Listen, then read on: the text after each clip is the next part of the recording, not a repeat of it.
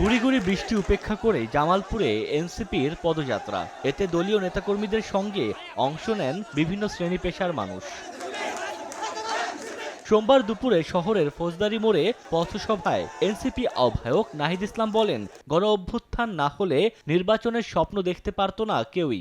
সংস্কার ছাড়া ভোট হলে মানুষের ভাগ্যের পরিবর্তন হবে না। আপনার আমার জীবনের পরিবর্তন হবে যদি সংস্কার হয়, যদি অর্থনৈতিক সংস্কার হয়, যদি শিক্ষা ব্যবস্থার সংস্কার হয়, যদি স্বাস্থ্য ব্যবস্থার সংস্কার হয় এবং যদি প্রকৃত গণতন্ত্র আমরা নিশ্চিত করতে পারি। বিকেলে পদযাত্রা পৌঁছায় ময়মনসিংহে। নগরীর টাউন হল মোড়ে অনুষ্ঠিত হয় পথসভা।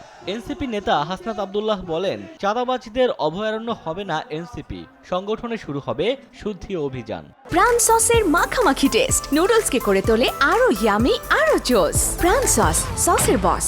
নেতা কর্মী যারা আছেন, আমরা মুখে মুখে বলবো নতুন রাজনৈতিক বন্দোবস্ত, কিন্তু আপনি ইয়া করবেন চাঁদাবাজি, এই জিনিসগুলো কিন্তু আমরা বরদাস্ত করব না।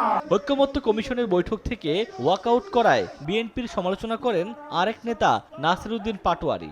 যেই আহতদের স্বপ্ন, শহীদদের স্বপ্ন আমরা রচনা করতে যাচ্ছি, সেখানে দেখতে পাচ্ছি একটি দল ওয়াকআউট করার চেষ্টা চালাচ্ছে।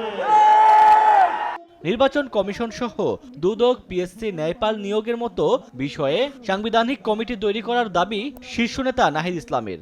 এ সময় দুর্নীতি, চাঁদাবাজ ও সন্ত্রাসের বিরুদ্ধে সামাজিক প্রতিরোধ গড়ে তোলার ডাক দেন তিনি। দুর্নীতি, চাঁদাবাজ, সন্ত্রাসের বিরুদ্ধে সামাজিক আন্দোলন গড়ে তুলুন।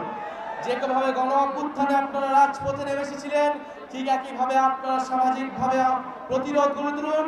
মঙ্গলবার টাঙ্গাইল ও গাজীপুরে এনসিপির 29তম দিনের পদযাত্রা অনুষ্ঠিত হওয়ার কথা রয়েছে। ওমর ফারুক, সময় সংবাদ।